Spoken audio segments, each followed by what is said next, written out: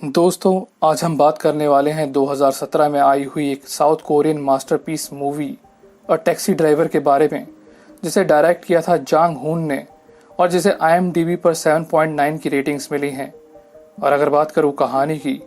तो दोस्तों ये फिल्म सन 1980 में घटित एक सच्ची घटना पर आधारित है, जिसने उस समय पूरे देश को हिलाकर रख दिया था। अब इसमें ऐसा क्या है, ये तो आपको कहानी जानने के बाद ही पता चलेगा, इसलिए वीडियो के अंत तक बने रहिएगा ताकि आप इस समाज रूपी गंदगी को थोड़ा और करीब से जान सके। ये कहानी शुरू होती है मई 1980 साउथ कोरिया की राजधानी सियोल से, जहां हम पहली बार जेम्स नामक एक टैक्सी ड्राइवर को देखते हैं, जिसका सामना शहर में भाग रहे कुछ दंगाइयों से होता है जो सरकार के खिलाफ किसी तरह का प्रोटेस्ट कर रहे थे। अब इसी दौरान उसे एक पति पत्नी दिखाई देते हैं जो उसे जल्द से जल्द हॉस्पिटल चलने के लिए कहते हैं, जहां उस गर्भवती महिला की हालत को देखकर अपनी स्वर्गवासी बीवी की याद आ जाती है, जिसके गुजर जाने के बाद उसके जीने का एकमात्र सहारा थी उसकी इकलौती बेटी लिली, जिसके चलते वो विदेश में अपनी नौकरी छोड़कर उसकी देखभाल के लिए वापस अपने शहर आ गया था और यहाँ वापस आकर टैक्सी चलाने लगा था। लेकिन पिछले कुछ महीनों से उसके इस कारोबार में एक मंदी सी आ चुकी थी, जिसके चलते अब हालात ये बन चुके थे कि ना तो वो अपनी बेटी को वक्त दे पा रहा था और ना ही उसकी ज़रूरतों को, और तो और वो उसकी देखभाल के लिए हर रोज़ उसे अपनी मकान मालकिन के पास छोड़कर काम पर जाता था। लेकिन आज उसके सर पर एक चोट का निशान देखते ही वो बिना कुछ सोचे समझे अपनी उसी मकान मालकिन से लड़ने पहुंच जाता है, जो उल्टा उसकी बेटी को कसूरवार ठहराते हुए उसे याद दिलाती है कि उसने पिछले 4 महीनों से उस घर का किराया नहीं दिया है और अगर इसी तरह चलता रहा तो जल्द ही उन्हें ये घर खाली करना पड़ सकता है। अब उसकी ये बातें जेम्स को एक गहरी चिंता में डाल देती हैं, क्योंकि जिन हालातों से वो गुजर रहा था उसमें घर का किराया तो क्या, वो अपनी बेटी के लिए नए जूते तक खरीदने में असमर्थ था। जहां रात होते ही उसे रेडियो पर एक और बुरी खबर मिलती है, जिसमें देश में बढ़ते हुए दंगों की वजह से सरकार अब हर छोटे बड़े शहर में मार्शल लॉ लगाने जा रही थी, जिसका सीधा सीधा असर उसके रोजगार पर पड़ने वाला था। अब जिन्हें मार्शल लॉ के बारे में नहीं पता, तो मैं उन्हें बता दूं कि मार्शल लॉ एक ऐसा कानून है जिसमें सिर्फ मिलिट्री के ही कायदे कानून को लागू किया जाता है, ताकि आपातकालीन या संकट जैसी स्थिति में सब कुछ अंडर कंट्रोल किया जा सके। और अगर कम शब्दों में कहूँ तो एक तरह का लॉकडाउन, जिसमें कर्फ्यू जैसे हालात बन जाते हैं। खैर, वहीं दूसरी ओर हम पीटर नामक एक जर्मन जर्नलिस्ट को देखते हैं, जो पिछले 8 सालों से जापान में रिपोर्टिंग कर रहा था और आज अपने कुछ साथियों की बदौलत उसे साउथ कोरिया में हो रहे दंगों के बारे में पता चलता है, जहां कुछ यूनिवर्सिटी स्टूडेंट्स सरकार के खिलाफ मोर्चे पर उतर आए हैं, जिसके चलते अब देश भर में मार्शल लॉ घोषित हो चुका है। अब ये सुनते ही पीटर अगली सुबह की पहली फ्लाइट पकड़कर सीधा सियोल शहर पहुंचता है और खुद को एक धर्म प्रचारक बताकर उस शहर में दाखिल होता है, जहां उसकी मुलाकात उस शहर के एक लोकल रिपोर्टर से होती है, जो उसे बताता है कि जिस खबर के लिए वो यहाँ आया है वो उसे ग्वांगजू नामक शहर में जाकर ही मिल पाएगी, जिसे इस देश की सरकार और सेना एक साथ मिलकर दुनिया से छिपाने की कोशिश कर रही है। वहीं दूसरी ओर जेम्स अपने हालातों के चलते अपने एक दोस्त से कुछ पैसे उधार मांगता है, जहां मजेदार बात यह थी कि उसका वो दोस्त कोई और नहीं बल्कि उसकी मकान मालकिन का ही पति था, जो अपनी बीवी के कहने पर उसे समझाने पहुंचा था। अब इसी बीच उसे पास वाले टेबल पर बैठे हुए एक और टैक्सी ड्राइवर की बातें सुनाई देती हैं, जो अपने साथियों को यह बता रहा था कि वो आज एक फॉरेनर को ग्वांगजू शहर ले जाने वाला है, जिसके बदले आज उसे 10 गुना ज्यादा पैसे मिलेंगे। और इतना सुनते ही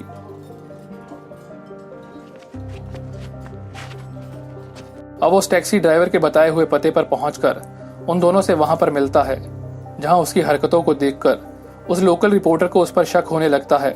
जिसके चलते वो जेम्स को इंग्लिश बोलकर दिखाने के लिए कहता है। और हम देखते हैं कि वो अपनी टूटी फूटी इंग्लिश बोलकर उन दोनों को इम्प्रेस करने में जुट जाता है। और इससे पहले कि वो रिपोर्टर कुछ समझ पाता, वो पीटर को अपनी कार में बैठाते हुए ग्वांगजू शहर के लिए रवाना हो जाता है। लेकिन रास्ते के दौरान पीटर को जल्द एहसास हो जाता है कि वो एक अनाड़ी के साथ फंस चुका है, जिसके चलते अब ना तो उसे अपनी बात समझा पा रहा था और ना ही उसकी भाषा को समझ पा रहा था। और ऐसा करते करते वो ग्वांगजू शहर की सरहद पर जा पहुंचते हैं, जहां उनका सामना कोरियर आर्मी के एक चेक पोस्ट से होता है, जो उन्हें वहां पर रोकते हुए उन्हें उल्टे पैर वापस जाने की सलाह देते हैं। जिसे सुनकर जेम्स फौरन अपनी गाड़ी को वापिस शहर की तरफ घुमा लेता है। और ये सब होता देख पीटर अब उसे साफ शब्दों में कह देता है कि नो ग्वांगजू नो मनी, जिसे सुन जेम्स भी सख्ते में आ जाता है, क्योंकि आखिरकार वो ये सब कुछ पैसों के लिए ही तो कर रहा था। जिसके चलते वो वहां के स्थानीय लोगों से ग्वांगजू शहर तक पहुंचने का शॉर्टकट पूछते हुए दिखाई देता है। और इस तरह वो रास्ता पूछते पूछते एक बार फिर से दूसरे चेक पोस्ट पर जाकर फंस जाते हैं। लेकिन इस बार जेम्स बड़ी चालाकी से उन लोगों को यह विश्वास दिलाता है कि गाड़ी में बैठा हुआ शख्स एक अमेरिकन बिजनेसमैन है, जो अपने कुछ जरूरी कागजात ग्वांगजू शहर में भूल कर आ चुका है, जिनके बगैर वो वापस अमेरिका नहीं जा पाएगा। अब उसके इस झूठ पर विश्वास करते हुए वो आर्मी सोल्जर उसे शहर में जाने की अनुमति दे देते हैं, जहां अंदर पहुंचते ही जेम्स अपनी गाड़ी साइड पर लगाते हुए पीटर से पैसों की मांग करता है। लेकिन पीटर उसे सिर्फ आधे पैसे देते हुए बाकी के पैसे सियोल वापस पहुंचकर देने की बात कहता है। और इस तरह वो दोनों पहली बार ग्वांगजू शहर की सुनसान गलियों में दस्तक देते हैं, जहां कर्फ्यू के चलते सब कुछ बंद पड़ा हुआ था। अब इसी दौरान उन्हें कुछ यूनिवर्सिटी स्टूडेंट्स भी दिखाई देते हैं, जिन्हें देखकर पीटर उनका इंटरव्यू लेने उनके पास पहुंचता है। और वो लोग भी उसे देखकर खुशी से झूम उठते हैं, क्योंकि पहली बार कोई रिपोर्टर उनकी बात सुनने के लिए उनसे मिलने पहुंचा था। अब उनमें से एक स्टूडेंट जे, जिसे अच्छे से अंग्रेजी बोलने आती थी, वो पीटर को बताता है कि वो घायलों को देखने शहर के अस्पताल में जा रहे हैं। जिसे सुन पीटर भी उन्हें अपने साथ ले जाने की इच्छा जाहिर करता है। और हम देखते हैं कि वो सभी अस्पताल की ओर रवाना हो जाते हैं, जहां जेम्स अपनी टैक्सी में उन्हें फॉलो करता हुआ दिखाई देता है। लेकिन मौका देखते ही वो अपनी टैक्सी को वापस सियोल की तरफ घुमा लेता है, जिसका कारण ये था कि वो फिर से अपनी कार को दंगों के बीच में नहीं ले जाना चाहता था। जहां इसी बीच उसे रास्ते में एक बूढ़ी औरत भी दिखाई देती है, जो उसे जल्द से जल्द हॉस्पिटल चलने का आग्रह करती है। और उसे ऐसी हालत में देख जेम्स उसे अपनी गाड़ी में बिठा लेता है। दरअसल वो महिला अपने बेटे को ढूंढने अस्पताल जा रही थी, जो कि पिछली रात से घर वापस नहीं लौटा था। और आज सुबह उसे हॉस्पिटल वालों से पता चलता है कि उसके बेटे को किसी आर्मी वाले ने घायल कर दिया है, जिसके चलते अब उसका इलाज उस अस्पताल में किया जा रहा है। अब जैसे वो दोनों वहां पर पहुंचते हैं, तो हम देखते हैं कि वो लड़का कोई और नहीं बल्कि उन्हीं यूनिवर्सिटी स्टूडेंट्स का लीडर था, जिनके साथ पीटर अभी कुछ देर पहले रवाना हुआ था। जहां इसी बीच पीटर भी उसे ढूंढता हुआ वहां पर आ पहुंचता है और आते ही उस पर अपना बैग चोरी करने का इल्जाम लगाता है। जिसे सुनकर वहां खड़े सभी लोग अब उसे कोई चोर उचक्का समझकर उसकी गाड़ी की तलाशी लेते हैं। और उस बैग को वहां पर देखकर वो उसे पीटर से लिए हुए पैसे वापस लौटाने की बात कहते हैं। मगर ये सब होता देख पीटर उसे बाकी के पैसे देकर वहां से जाने के लिए कहता है। लेकिन जेम्स उसे सारी सच्चाई बताते हुए उसे सफर के बाद ही पैसे देने की बात कहता है। और इस तरह वो एक बार फिर से शहर की ओर रवाना हो जाते हैं, जहां इस बार उनके इस सफर में हमें जे भी उनके साथ दिखाई देता है, जो उन दोनों के बीच में एक ट्रांसलेटर का काम कर रहा था। अब रास्ते के दौरान जेम्स पीछे बैठे हुए जे को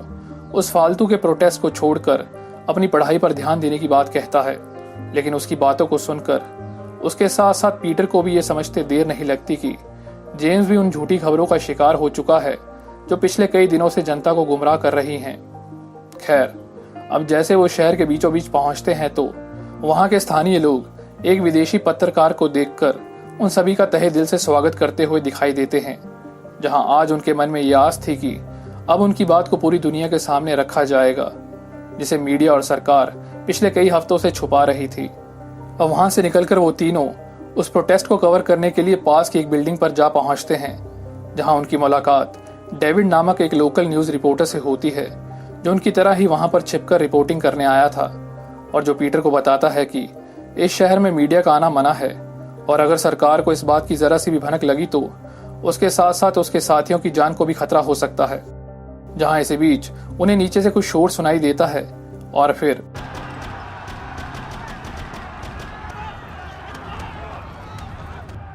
अब ये दिल दहला देने वाला मंजर देखकर जेम्स को अपनी आंखों पर यकीन नहीं होता कि कैसे उनकी अपनी आर्मी ही निहत्थे स्टूडेंट्स पर गोलियां बरसा रही थी,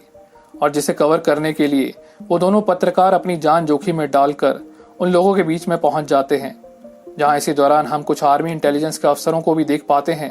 जो सिविल ड्रेस पहने लोगों की निगरानी कर रहे थे। जहां इसी बीच उनकी नज़र उस हादसे को रिकॉर्ड करते हुए पीटर पर पड़ती है और इससे पहले कि वो उसे पकड़ पाते, जेम्स उसे लेकर वापस अपनी गाड़ी तक पहुंचता है और फिर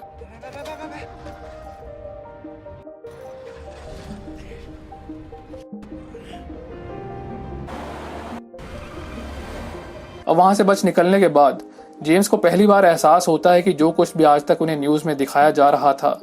वो बस एक सफेद झूठ था। और अपनी बेटी की चिंता करते हुए वो पीटर को जल्द से जल्द वापस चलने के लिए कहता है,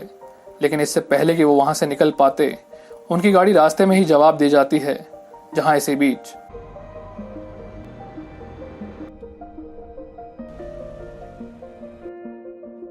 अब हम देखते हैं कि वो शख्स कोई और नहीं बल्कि थॉमस नाम का एक लोकल टैक्सी ड्राइवर होता है, जो कि दरअसल दोपहर में उनसे हॉस्पिटल में मिला था और जो उन्हें मुसीबत में फंसा देखकर उनकी गाड़ी को टो करते हुए अपने टैक्सी स्टैंड पर लेकर चल देता है। जहां पहुंचकर उन्हें पता चलता है कि उनकी गाड़ी का ट्रांसमिशन खराब हो चुका है, जिसकी रिपेयर करने में कम से कम 2 से 3 घंटे का समय लग जाएगा। अब ये सुनते ही जेम्स को अपनी बेटी की और चिंता होने लगती है, क्योंकि कुछ ही देर में कर्फ्यू शुरू होने वाला था और आर्मी ने उस शहर के सभी फोन लाइंस भी कट कर दिए थे, जिसके चलते थॉमस अब उन तीनों को लेकर अपने घर पहुंचता है, जहां वो उन सभी को खाने पीने के साथ साथ वहीं पर रात बिताने की सलाह देता है। अब डिनर के बाद सभी लोग टीवी पर आ रही खबरों को देखकर चौंक जाते हैं, जहां ये बताया जा रहा था कि ग्वांगजू शहर में यूनिवर्सिटी स्टूडेंट्स कुछ गुंडों के साथ मिलकर तोड़फोड़ पर उतर आए हैं, जिन्हें रोकने के दौरान अब तक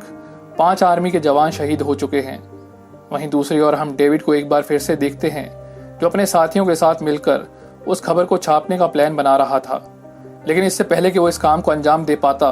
उनका बॉस अपने कुछ लोगों के साथ वहां पर आकर वो सारा काम रुकवा देता है। और तो और वो उन्हें समझाता है कि अगर उन्होंने ऐसा करने की सोची भी तो सरकार इस जगह के साथ साथ उनकी जिंदगी पर भी एक ताला लगा देगी। वहीं दूसरी ओर उन सभी को एक जोरदार धमाका सुनाई देता है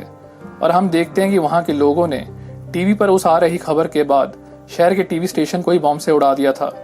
जिसके चलते पीटर अब अपने साथियों के साथ मिलकर उस घटना को रिकॉर्ड करने वहां पहुंचता है। लेकिन तभी अचानक वहां पर इंटेलिजेंस के लोग आ पहुंचते हैं, जिनकी नजर एक बार फिर से पीटर पर पड़ जाती है, जिसके चलते वो सभी अपनी जान बचाकर वहां से भागने लगते हैं। मगर इसी दौरान जे उनके चंगुल में फंस जाता है और हम देखते हैं कि वो उसकी जान के बदले पीटर से उसके कैमरे की मांग करते हैं। लेकिन जे अपनी जान की परवाह न करते हुए उसे वहां से भागने और दुनिया के सामने इस सच्चाई को लाने की बात कहता है। जहां उसके इतना कहते ही वो लोग उसे मौत के घाट उतार देते हैं और इससे पहले कि वो उन्हें पकड़ पाते, वो दोनों किसी तरह वहां से बच निकलने में कामयाब हो जाते हैं। और वहां से निकलने के बाद वो सीधा थॉमस के घर पहुंचते हैं, जो जे को उनके साथ ना देखकर काफी हैरान होता है। अब उस हादसे के बाद जेम्स पहली बार अपने दिल को हल्का करने के लिए उस रात पीटर से बातचीत करना शुरू करता है, जहां वो उसे बताता है कि वो पहले सऊदी अरब में काम किया करता था, लेकिन जब उसकी पत्नी बीमार हुई तो उसने अपना सारा पैसा उसके इलाज में लगाना शुरू कर दिया। और कई महीनों तक जब उसकी हालत में कोई सुधार नहीं आया तो उसकी बीवी ने उसे एक टैक्सी खरीदने की सलाह दी, ताकि उसकी बदौलत वो अपना और अपनी बेटी का पालन पोषण कर सके। मगर उसके गुजर जाने के बाद वो इतना टूट गया कि उसने शराब का सहारा लेना शुरू कर दिया था, जिसके चलते एक दिन उसने देखा कि उसकी बेटी लिली अपनी माँ के कपड़ों को पकड़कर रो रही थी। और तब उसे समझ में आता है कि उसकी बेटी के पास उसके सिवा अब इस दुनिया में कोई नहीं है, जिसके चलते वो उसी दिन से अपने पीने की आदत को छोड़ते हुए अपनी स्वर्गवासी बीवी की आखिरी इच्छा पूरी करने में जुट जाता है। और तब से लेकर आज तक वो सिर्फ अपने और अपनी बेटी के बारे में ही सोचता है। और हम देखते हैं कि वो अगली सुबह होते ही वापस अपने घर जाने के लिए चुपचाप वहां से निकलने की कोशिश करता है। लेकिन इसी बीच थॉमस की नज़र उस पर पड़ जाती है, जो उसे ग्वांगजू शहर की नंबर प्लेट देते हुए उसे पीटर द्वारा दिए गए कुछ पैसे भी देता है, जिसे देख जेम्स पहले तो उन्हें लेने से इनकार कर देता है, लेकिन थॉमस की जिद के आगे मजबूरन उसे वो पैसे लेने पड़ते हैं। अब वहां से वापस लौटते वक्त वो रास्ते में रुककर अपनी बेटी के लिए पहली बार एक महंगे जूते खरीदता है और खाना खाने के लिए पास के एक रेस्टोरेंट में दाखिल होता है, जहां कुछ लोग आपस में ये बात कर रहे थे कि सियोल शहर के लोग ग्वांगजू शहर में जाकर दंगों को अंजाम दे रहे हैं। जहां इसी बीच उसकी नज़र आज के अखबार पर भी जाती है, जिसमें सच्चाई को छुपाकर जनता को गुमराह किया जा रहा था। मगर वो इस बात को नज़रअंदाज करते हुए अपनी बेटी से मिलने निकल पड़ता है। लेकिन तभी अचानक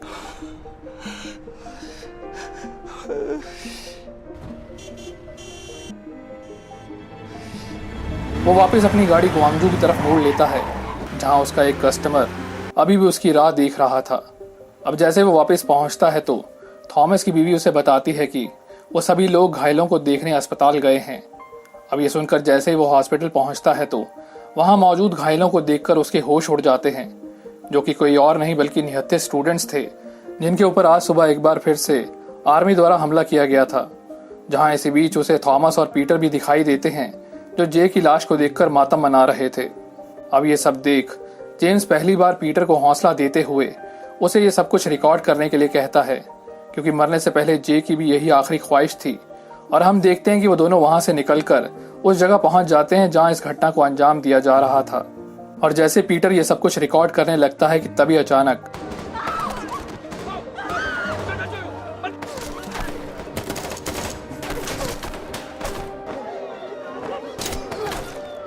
अब ये सब कुछ होता देख जेम्स बाकी ड्राइवर के साथ मिलकर उन लोगों की जान बचाने के लिए आगे आता है, लेकिन वो उन पर भी रहम न करते हुए ताबड़तोड़ गोलियां बरसाना शुरू करते हैं। जहां इसी बीच डेविड वहां आकर पीटर को यह बताता है कि इंटेलिजेंस के लोग उसे ढूंढते हुए यहां तक पहुंच चुके हैं, इसलिए जितना जल्दी हो सके वो दोनों यहां से निकल जाएं, जिसके चलते उन्हें ना चाहते हुए भी सब कुछ छोड़ छाड़ कर वहां से जाना पड़ता है। अब जैसे वो दोनों बीच रास्ते में पहुंचते हैं कि तभी अचानक उनका सामना एक बार फिर से आर्मी चेक पोस्ट से होता है, जहां चेकिंग के दौरान एक सोल्जर को जेम्स द्वारा छिपाई गई वो नंबर प्लेट्स दिख जाती हैं, लेकिन शायद वो एक सच्चा देशभक्त था, जिसके चलते वो इस बात को दबाते हुए अपने लोगों को बैरियर हटाने के लिए कहता है। जहां इसी बीच उन्हें ऊपर से खबर मिलती है कि किसी भी विदेशी को शहर से बाहर न जाने दिया जाए, लेकिन तब तक वो दोनों गाड़ी में बैठ चुके थे और जेम्स चुपचाप गाड़ी को वहां से भगा लेता है। मगर थोड़ी दूर जाते ही इस बार इंटेलिजेंस के लोग उन पर हमला कर देते हैं, और इससे पहले कि वो उनकी पकड़ में आते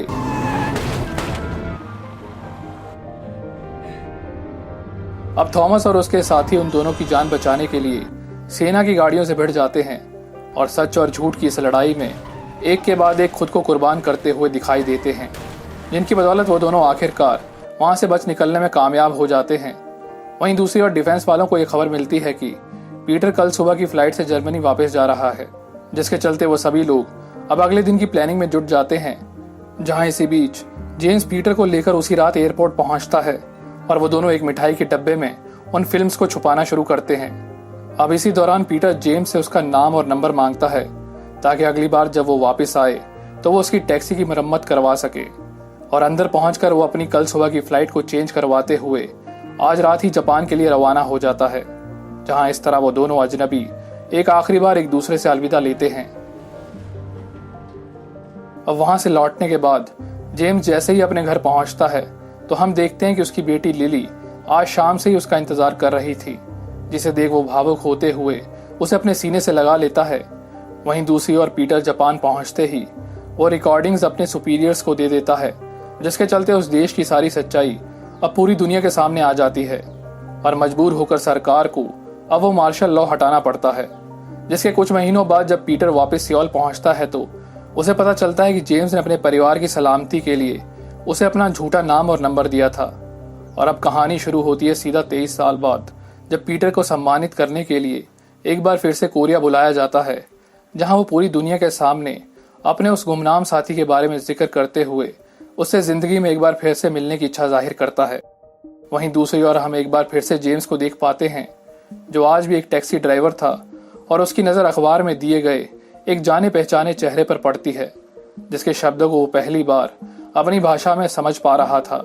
जहां इसी बीच एक और अनजान मुसाफिर उसकी टैक्सी में दाखिल होता है, जिसे लेकर वो एक नए सफर का आगाज करते हुए दिखाई देता है,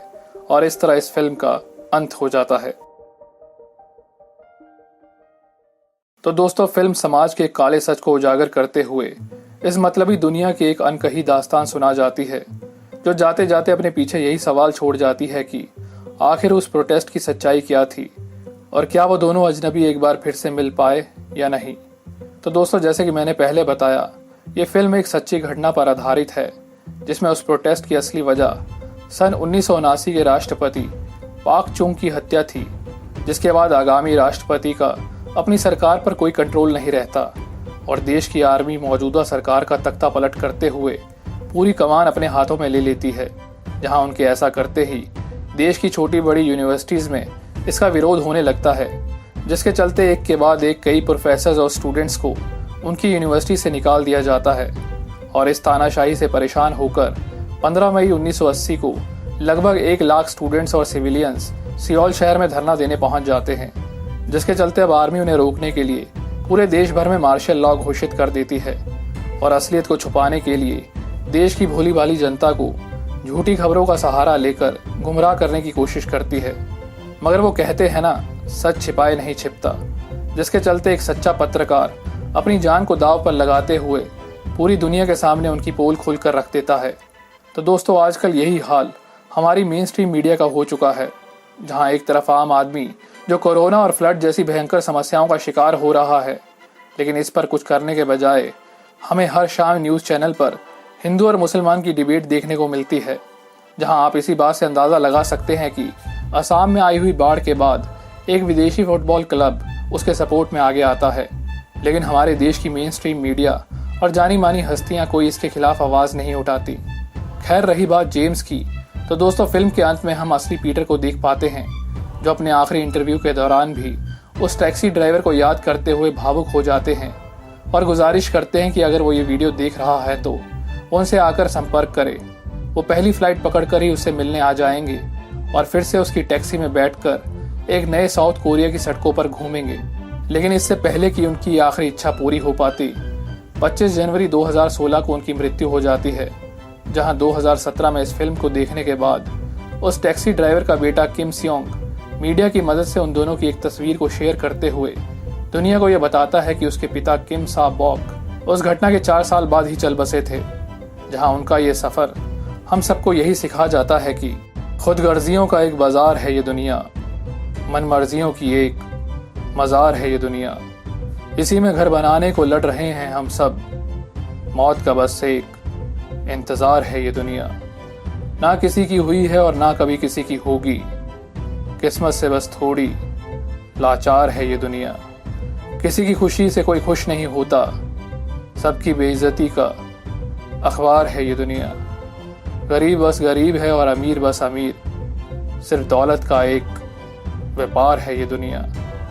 यहाँ किसी के साथ कुछ भी हो सकता है, बेझिझक ही धोखा देती हर बार है ये दुनिया, हर मुसीबत में तो अपने भी साथ छोड़ देते हैं,